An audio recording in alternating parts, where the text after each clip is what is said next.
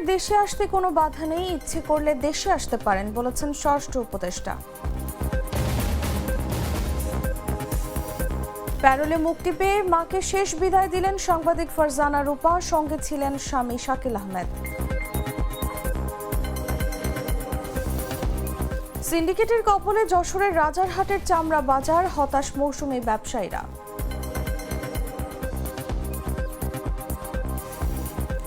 দৌলদিয়া ঘাটে 24 ঘন্টায় 2752 যানবাহন পারাপার, যাত্রী ও যানবাহনের চাপ নেই ভোগান্তিও। এবং ময়মনসিংহে মুরগি সবজির দাম কমলেও মাছের বাজারে উত্তাপ, অযৌক্তিক দাম বাড়ানো হচ্ছে মনে করছেন ক্রেতারা।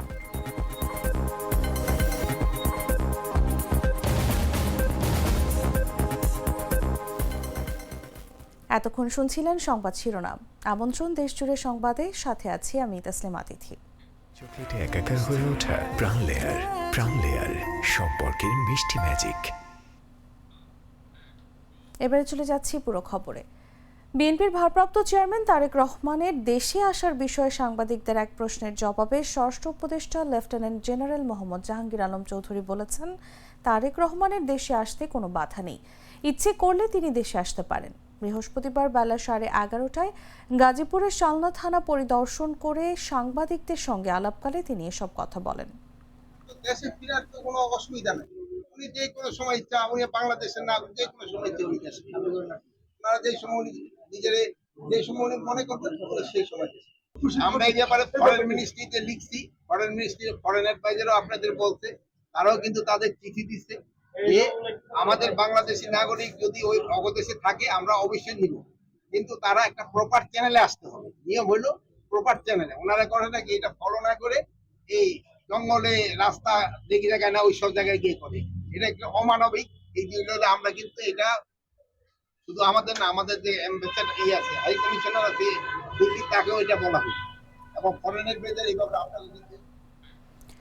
গত মঙ্গলবার রাতে ময়মনসিংহ নগরীর সেহরা ধোপাখোলা এলাকার বাসভবনে ইন্তেকাল করেন সাংবাদিক ফারজানা রূপার মা হোসনে আরা বেগম।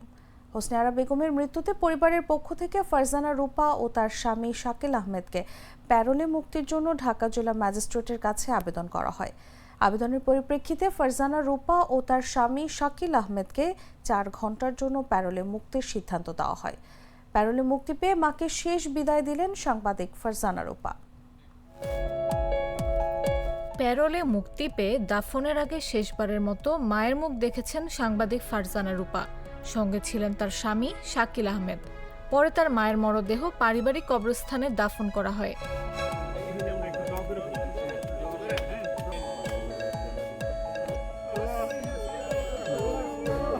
বুধবার রাত 9টার দিকে ময়মনসিংহ সদরের ঘাগড়া দাঁড়িয়াকান্দা গ্রামে মরদেহটি দাফন করা হয়। এর আগে সন্ধ্যায় জানাজা সম্পন্ন হয়। এতে অংশ নেন বিভিন্ন শ্রেণী পেশার মানুষ। তার আগে মঙ্গলবার রাতে ময়মনসিংহ নগরীর সেহরা ধোপাখালা এলাকার বাসভবনে ইন্তেকাল করেন ফারজানা রূপার মা হোসনে আরা বেগম। তার বয়স হয়েছিল 80 বছর। তিনি এক ছেলে ও 5 কন্যা সহ অসংখ্য গুণগ্রাহী রেখে গেছেন। হোসনে আরা বেগমের মৃত্যুতে পরিবারের পক্ষ থেকে ফারজানা রূপা ও তার স্বামী শাকিল আহমেদকে প্যারোলে মুক্তির জন্য ঢাকা জেলা ম্যাজিস্ট্রেটের কাছে আবেদন করা হয়।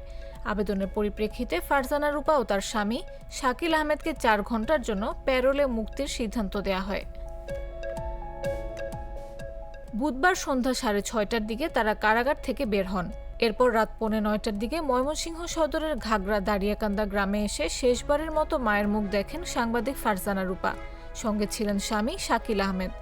এ সময় সাংবাদিক দম্পতি ও স্বজনদের মধ্যে আবেগঘন পরিবেশের সৃষ্টি হয়। অঝরে কান্নায় ভেঙে পড়েন ফারজানা রূপা। তাকে বুকে জড়িয়ে সান্ত্বনা দিতে দেখা যায় স্বামী শাকিল আহমেদকে।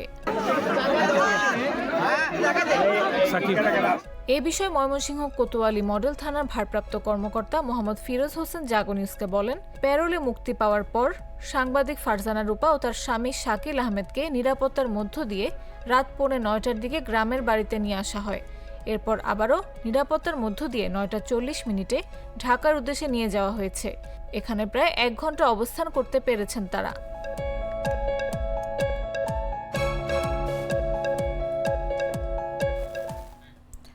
দৌলতদিয়া ঘাটে আজও যাত্রী ও যানবাহনের চাপ নেই। বৃহস্পতিবার বেলা 11:30টার দিকে দৌলতদিয়া বাস টার্মিনাল, লঞ্চ ও ফেরিঘাট এলাকায় কোনো ধরনের চাপ চোখে পড়েনি।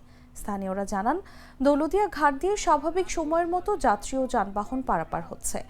দৌলতদিয়া বাস টার্মিনাল, লঞ্চ ও ফেরিঘাট অতিরিক্ত যাত্রী ও যানবাহনের চাপ নেই, যার কারণে ফেরিও কিছুটা সময় বিলম্ব করে ছেড়ে যাচ্ছে। দৌলতদিয়া লঞ্চ ঘাটের ম্যানেজার নুরুল আনোয়ার মিলন বলেন, কয়েকদিনের তুলনায় ঢাকামুখী যাত্রীদের চাপ কিছুটা বেড়েছে। 20টি লঞ্চ চলাচল করায় যাত্রীরা এসে পার হতে পারছেন। বিআইডব্লিউটিসি দৌলতদিয়া ঘাটের ব্যবস্থাপক মোহাম্মদ সালাউদ্দিন বলেন, কয়েকদিনের তুলনায় সকাল থেকে যাত্রী ও যানবাহনের চাপ কিছুটা বেড়েছে, তবে দৌলতদিয়া প্রান্তে কোনো যানজট বা ভোগান্তি নেই। তিনি আরও বলেন, গত 24 ঘন্টায় দৌলতদিয়া ঘাট দিয়ে 2752টি যানবাহন পার হয়েছে। এর মধ্যে বাস 448টি, ছোট গাড়ি 1183টি ও motorcycle 901টি।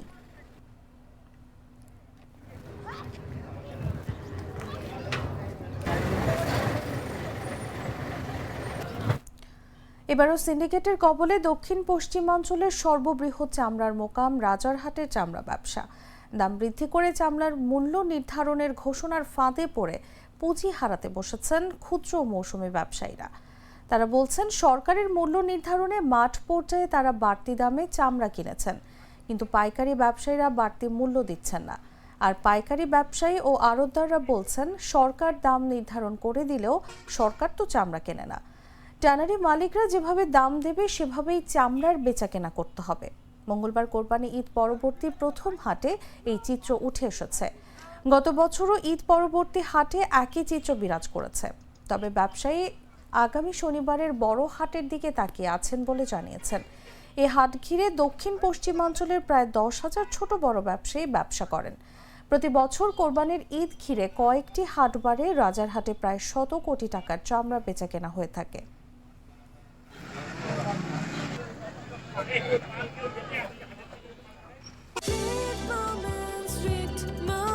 Treat chocolate, treat moment, sweet moment. ময়মনসিংহে সপ্তাহের ব্যবধানে কেজিতে 20 টাকা পর্যন্ত কমেছে বেশিরভাগ সবজির দাম। একই সঙ্গে কমেছে মুরগির দামও। তবে উত্তাপ ছড়াচ্ছে মাছের বাজার। ঈদের পর মাছের সরবরাহ কম থাকায় কেজিতে 40 টাকা পর্যন্ত দাম বাড়িয়েছেন বিক্রেতারা। এটিকে অযৌক্তিক দাম বাড়ানো বলে মনে করছেন নিম্ন ও মধ্যম আয়ের ক্রেতারা। বৃহস্পতিবার সকালে শহরের ঐতিহ্যবাহী মেছুয়া বাজারে গিয়ে দেখা যায়, মাছের পাশাপাশি দাম বেড়েছে টমেটো, গাজর, কাঁচামরিচ ও করলার। এছাড়া প্রায় সব সবজি সহ মুরগির দাম কমেছে। তবে কাঁচামরিচ, ধুন্দল ও মিষ্টি লাউ বিক্রি হচ্ছে স্থিতিশীল অবস্থায়। ক্রেতা ও বিক্রেতারা জানান, গত সপ্তাহে শসা 50 টাকা কেজিতে বিক্রি হয়েছে। তবে এখন শসা কেজিতে 20 টাকা কমে 30 টাকায় বিক্রি হচ্ছে। এছাড়া চিচিঙ্গা 50 টাকা থেকে কমে 30 টাকা, বেগুন 60 টাকা থেকে কমে 50 টাকা, পটল 40 টাকায় বিক্রি হলেও এখন 30 টাকা কেজিতে বিক্রি হচ্ছে। গ্লিটারের টুইন লেমন ও অ্যান্টিব্যাকটেরিয়াল ফর্মুলা বাসনকে চকচকে জীবাণুমুক্ত করে আমাদের দেয় গ্লিটার গ্যারান্টি। টাঙ্গাইলের ভুয়াপুরে যমুনা নদীর তীর থেকে 11টি বিস্ফোরিত মর্টার শেল উদ্ধার করা হয়েছে। বুধবার সন্ধ্যায় উপজেলার পাটিতাপাড়া এলাকা থেকে শেলগুলো উদ্ধার করা হয়।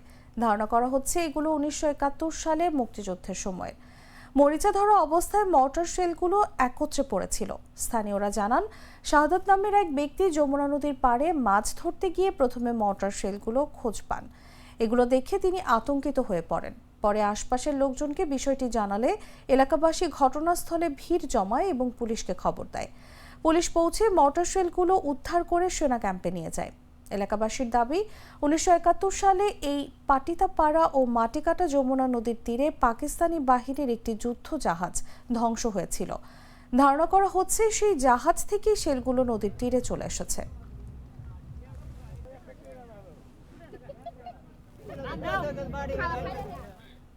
দর্শক, সংবাদ শেষ করার আগে শিরোনামগুলো জানিয়ে দিচ্ছি আরও একবার।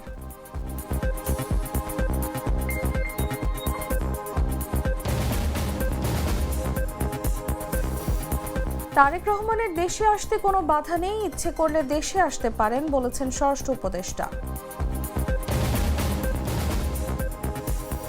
প্যারোলে মুক্তি পেয়ে মাকে শেষ বিদায় দিলেন সাংবাদিক ফারজানা রূপা, সঙ্গে ছিলেন স্বামী শাকিল আহমেদ। সিন্ডিকেটের কবলে যশোরের রাজারহাটের চামড়া বাজার, হতাশ মৌসুমী ব্যবসায়ীরা।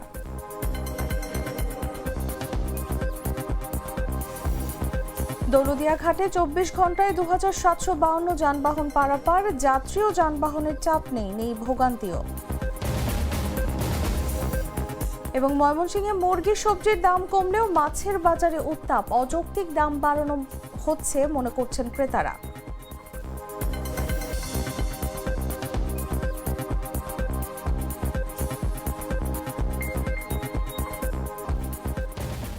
দর্শক, এই ছিল দেশজুড়ে সংবাদে।